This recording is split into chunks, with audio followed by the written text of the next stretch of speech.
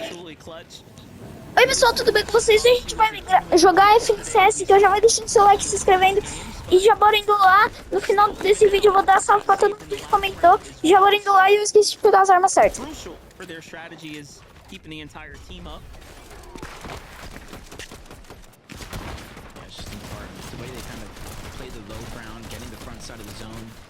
At times even taking storm damage just to get deep into the zone with their builds before they backtrack. They found a lot of success in that game. If they can keep this momentum going, we can have this race all day long. But a new horse has entered the mix. Acorn, Pollo, Agers. They won that last game. They climbed up the leaderboard. They got a tying spot on the leaderboard, and they're winning the tiebreaker due to that victory royale in that last game over Reed Cooper and Curly. And they're sticking to the strategies. They got access to Mass Meadows uncontested, the vault with an abundance of loot, and they immediately go on over towards that black market where Acorn's the one that kind of relays a lot of those extra heals on over.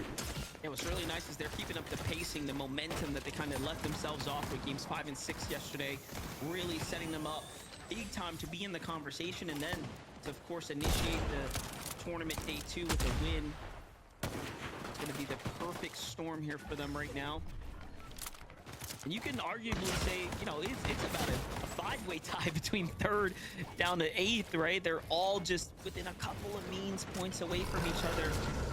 Really is overall a super close competition, but one thing I wanted to also highlight was this trio right here. Visuals, Braids, and Diminished. My gosh, have they been playing some excellent Fortnite. Really just a sleeper team.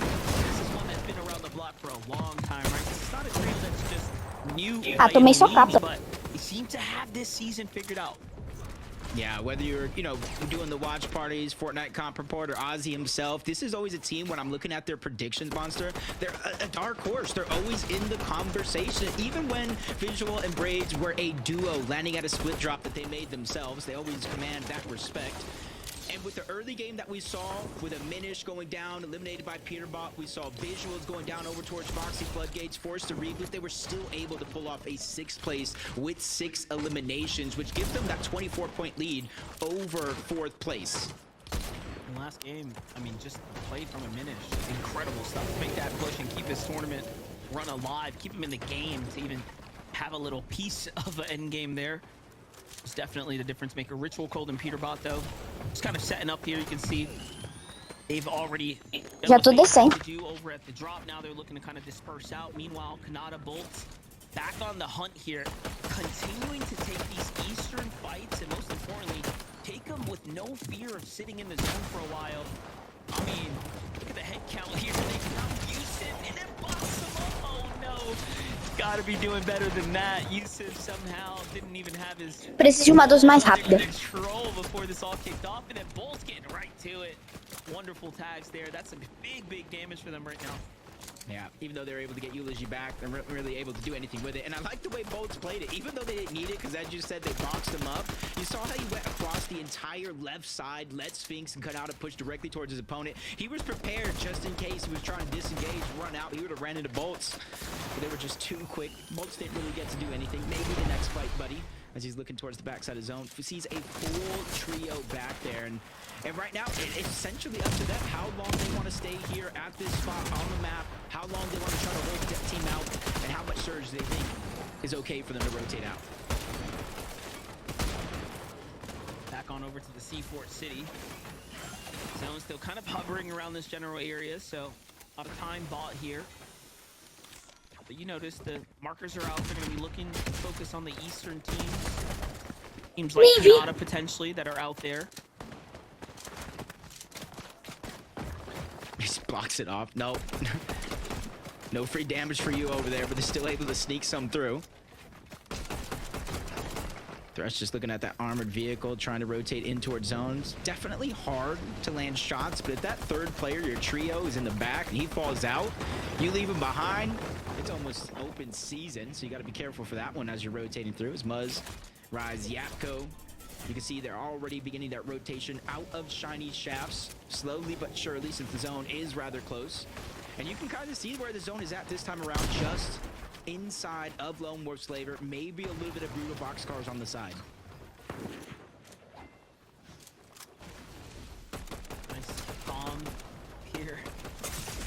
now for the team. Vi's positioned up at the surge base right now, but zone's already starting to pop here. Looks like another Eastern draw so far.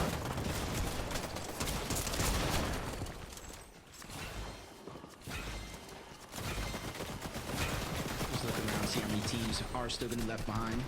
They have the time and the luxury to do it, but on the other side, they might not. Broken, Leon 20. No extra shields for Broken. It does have a med kit, so you can see the possibility of how long this fight has actually been going on, but there is going to be one knock on the other side. 20 goes down, so still a 2v2 breaking out, but at least Broken was able to grab a lot of that extra loot. The siphon mats could be the difference maker as the cleanup finally goes through onto JoJo. 2v2 breaking out, but a full third trio. A third party is now moving in to interrupt this fight. So I was gonna say, Aviv, Skittles, Chip, sitting comfortably on the outskirts, watching it all go down, chipping away at damage here. They have the prime positioning, and notice what they're trying to do. Let this middle team kind of wrap things up or break it out, initiate it, so they can clean up the extra elims that start to scatter away. And one thing's for certain, they're picking up a lot of damage with the Oxy on the run now. In comes Skips and crew. Skittles Chimp already putting more shots down. Broken force the Jug here alongside Liam. Very little time left, but Skittles is on the wall. Beast on the other side here. It's just a matter of time before they likely pick up these elims right now. And I mean, if you're Liam and team, you're thinking about, you know, what went wrong this game, right? They had a couple great moments where they were kind of breaking out of the early game, but things just not really trending in their direction right now. Yeah, they thought it, since the zone had pulled so far away, maybe they had an isolated fight. The Skills, Chimp, and Veeb. Kind of part of their strategy, staggering themselves this far back into the zone. They get a lot of the extra loot. They do a little bit what some of these other teams do, whether they're fighting off or just trying to take shots on any team who's rotating late, trying to get out of the zone. This time around, it does work out for them.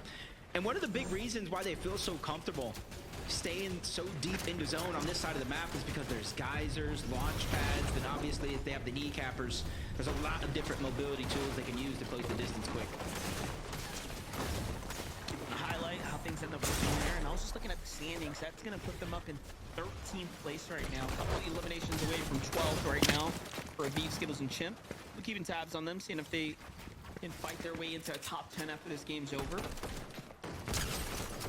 Cooper, Reed, and Curly continuing the action here at the Flooded Frogs. So far, so good for them as far as the overall damage. Zone's gonna land relatively close here. In that last game for them, with a little bit of a different zone pool, not have magic mosses like yesterday, that was their worst game of the tournament so far. They were still able to get a 10th place with 3 eliminations, but we're kind of seeing them really be put to work here early on here in day 2 in the feed. I did see Sillet put it down onto Agers. Does look like he's still alive though. They have a chance to heal up.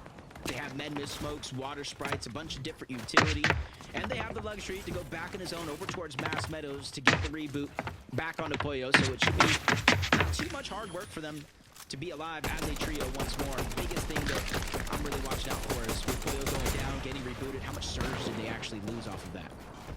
Yep, it's the setback that really makes the difference. Take a look at it. It's against Sanda, Evan, and Sanda Lit. Oh, they get deleted from behind. It's the small things, right? The small regrets. Sending you right back. I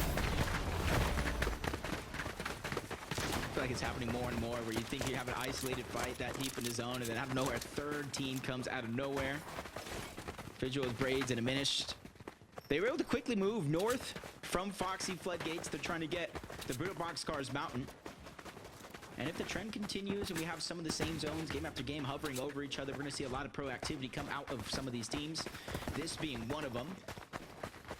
But now, depending on where there's... Oh, go ahead.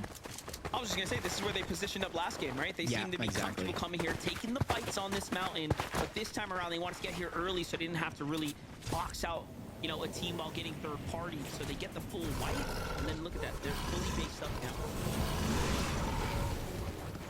Read my mind right there. And this is, I feel like, one of the first times we're seeing Plixianzo and Higgs actually fight for this black market. They're realizing how close the tournament is, and they're pulling out every single strategy, going back to what they know has worked. in some of those past divisional cup tournaments. 341 damage above the threshold. The zone is moving over towards this direction. So they may be learning, adapting here as the games go on. Don't call it too early now. We might might jinx it. We get another magic Moss's endgame. Little update from Agers though. Going on here. So Foyo picked up. Little damage given that he's playing the zone right now. Agers is making super sure there's no one kind of lurking about right here. Not trusting a bush, not trusting the builds. This tower is obviously still in the zone right now.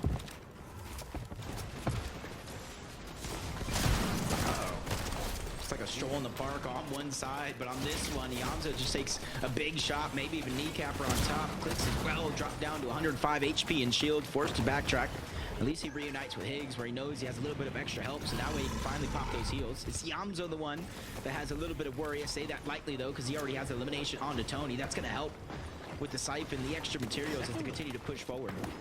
Actually caught the second elimination there as well. So look at this. Last game they kicked it off with 4 elims in the early game.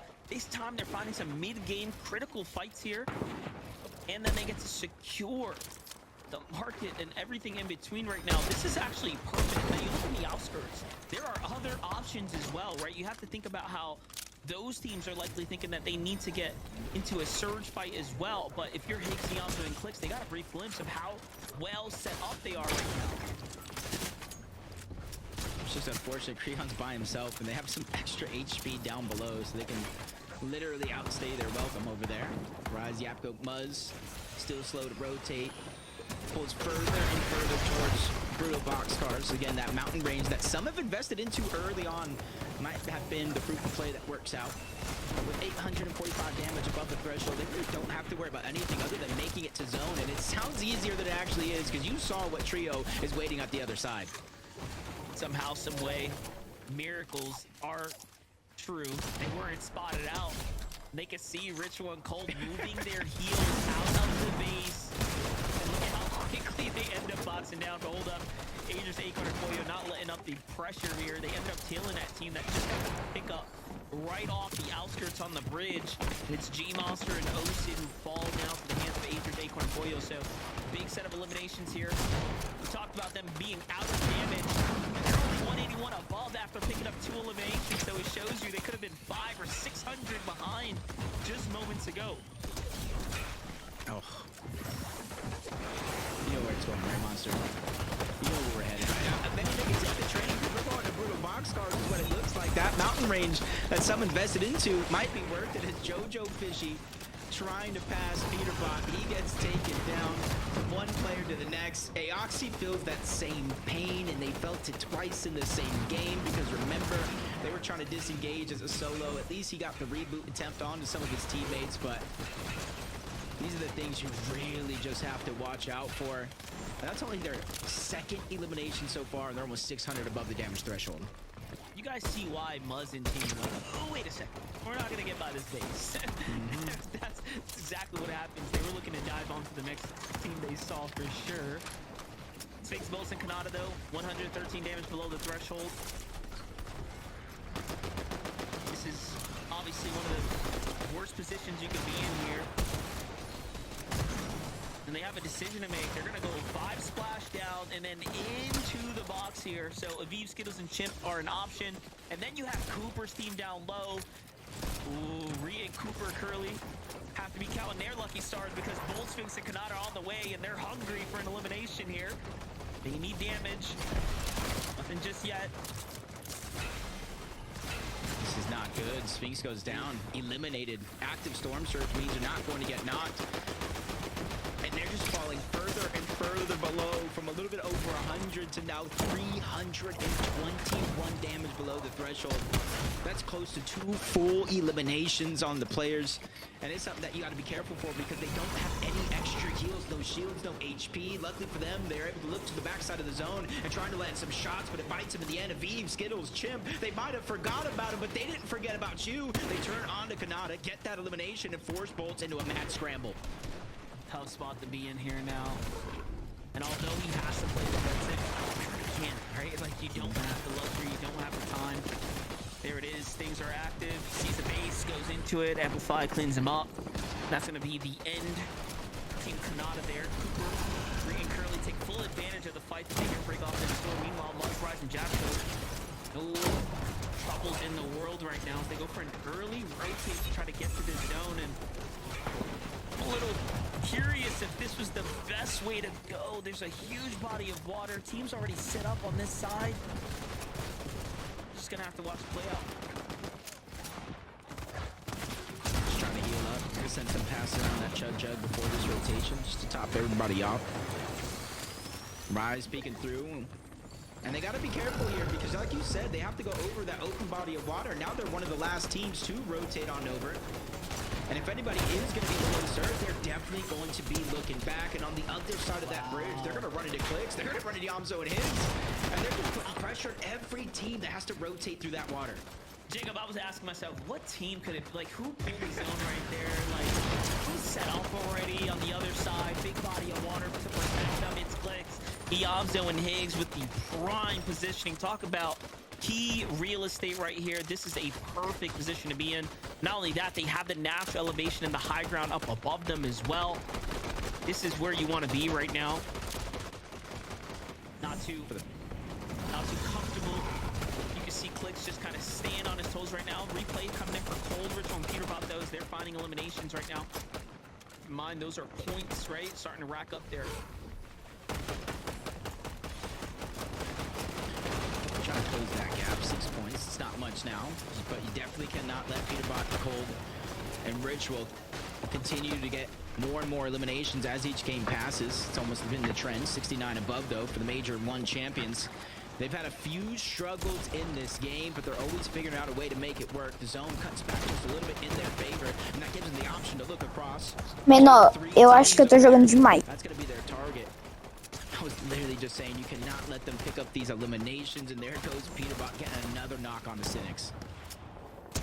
The end game is just starting right now, and they're at 5 elims, so talk about really heating up when it matters. Zone's gonna pull far east though, giving up all that water. Straight into the landmass we go. See, most of the teams already have migrated here. 2 trios trailing behind for Peterbot, Ritual, and Cold. Trying to decide. Gonna be the first move for them right now. Big lobby pressure coming in off the Chimp, Skittles, and Aviv. Down low.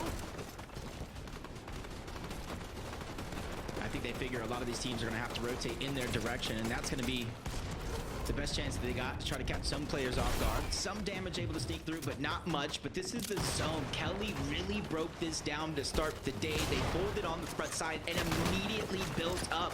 Booga, Threats, and Rapid. And they were the ones who closed out game number 6 with a victory royale.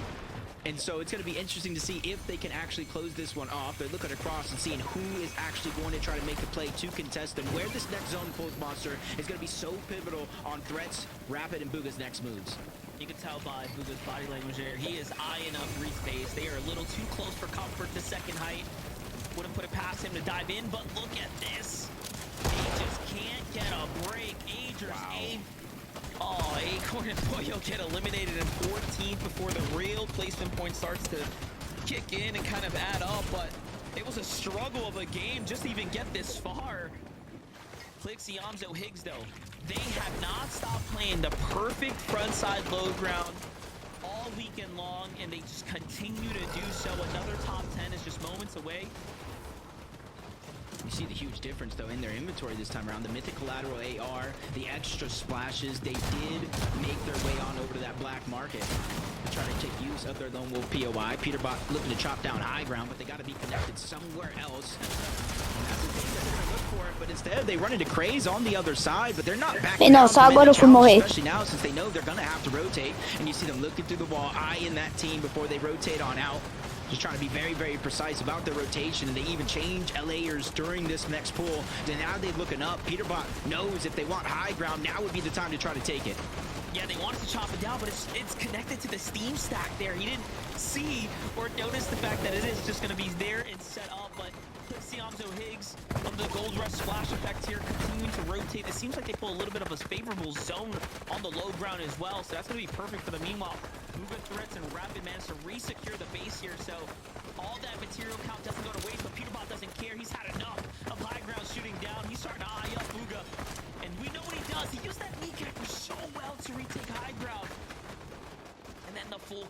jumps to the front side of zone. Threats is there to back him up. Booga, Rapid, come on in. It's an all-out fight inside the box. Threats gets put down, though.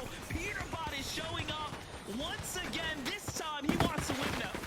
Yeah, he took the high ground by force, and you saw when they all jumped over, Booga, Threats, Rapid, it's like they jumped in different directions. Threats was just left by himself in the Lion's Den, getting eaten every chance that he gets, and now the game has just changed.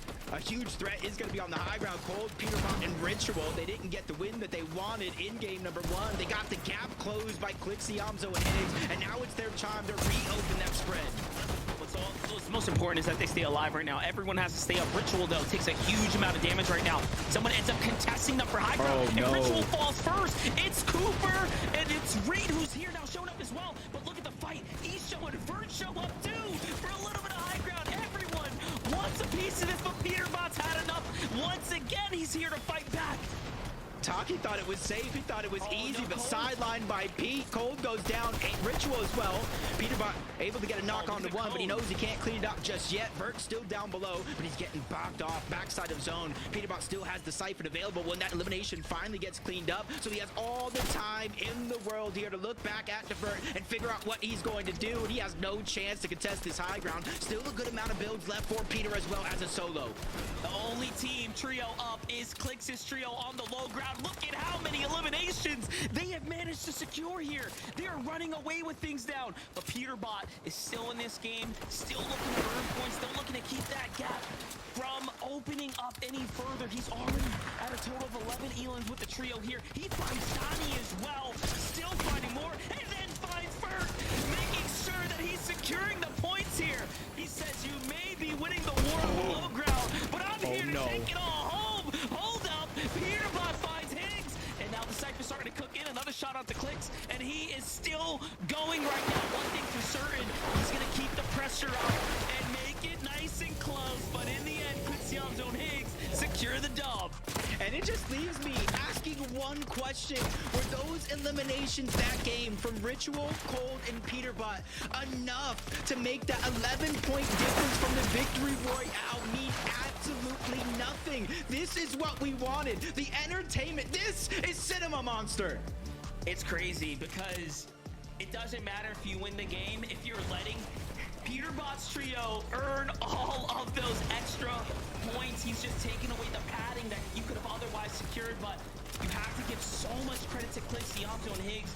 Just a perfect, they are playing absolutely perfect front side low ground end games right now, and they're cleaning up house. Iamzo with the final shot there to win the victory royale. Clicks, Higgs, and Iamzo do it once again for game number 8, Zeke. Jacob PR, hold me. This is Cinema. I cannot believe. Did any? Okay, Kelly, was there a moment where you believed Peterbot was gonna 1v3? Was there a moment where you thought, Yes. oh no, are we about to get 1v3? It's okay, Clicks! Look, it's me and you! It's me and you. They got themselves a victory royale. That's what I like to see, but man, that was a very scary game. Peterbot went wild, but obviously I love to see from Clicks, Iamzo, and Higgs that they were really kind of leading the charge as they do on the low ground, right? And while everything else is happening, they're like, hey, just stick to the plan. I know it sounds like a bunch of stuff's happening, and we can go for those eliminations. Let's just go for the win instead. Gente, daqui a pouco vai acabando a final da FNCS, então fique aí pra assistir até o final, hein?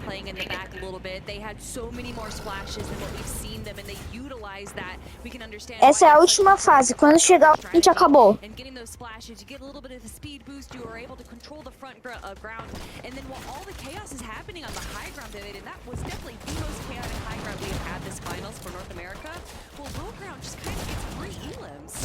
It's so awesome. We're just so entertained, right? We're all just staring at high ground, right? We got Peterbot's trail up there, taking the high ground, defending the high ground.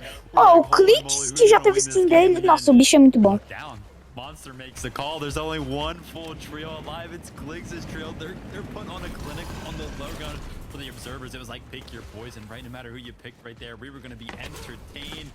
Not very often, right, where we watch one of the most entertaining parts of the game happening up on the high ground. There's so much going on the low ground. But what an incredible incredible game from Clicks, Yamzo, and Higgs, just taking full advantage. And this is what I was mentioning, right? They are not faltering at all. Does not matter what's going on, right? If their trio's going down on the high ground, they're going to be popping off in every single game. They have figured not only this out, but this finals out, and it shows every single time ever since they started yesterday in game number 3. Outside of game number 6 yesterday, where of course a little bit of a falter. They have not placed outside of the top 2. 3 of those game wins. They're playing so good. This is insane. And just to think, I'm gonna go ahead and spoil it right now, okay? Because of that game, there's a 3-point difference between Ritual Cold and Peterbot and Clicks, Higgs, and Yamzo. But who's in first place? We'll find out. Mais 3 pontos e eu fico em segundo lugar.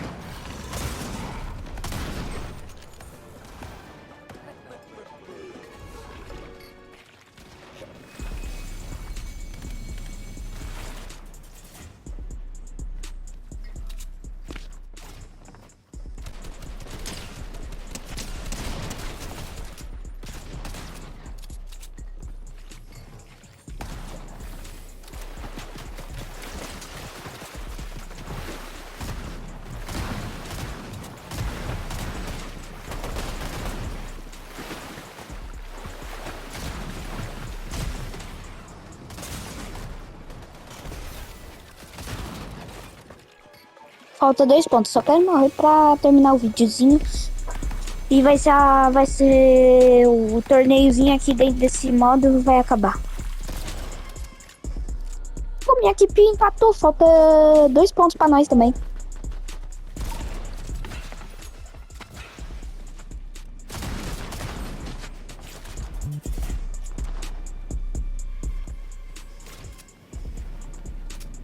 Acabou, gente. Depois vai ter outra e daí demora muito pra começar. Depois vai sair mais vídeo, né, Lucas?